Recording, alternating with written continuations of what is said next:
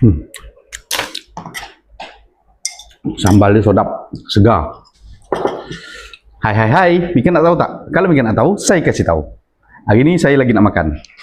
Hari ini kita makan seafood, kerang. Ada ikan masin, ada ulam biasalah ya kan, ada sambal.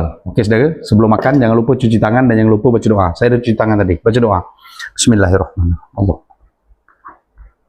Amin. Sedap ni saudara lah hai. Bal tahu sini.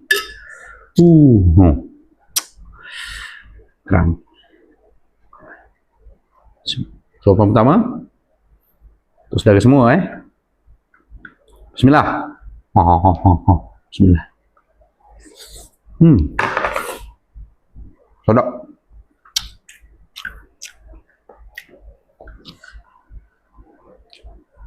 Kuah dah.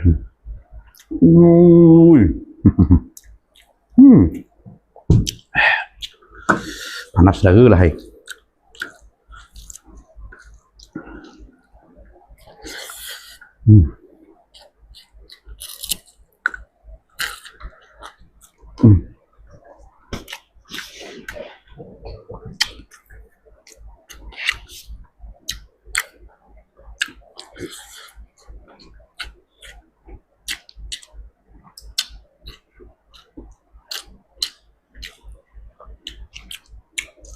Hasil kami cari tadi ni dengan koki kami laut sana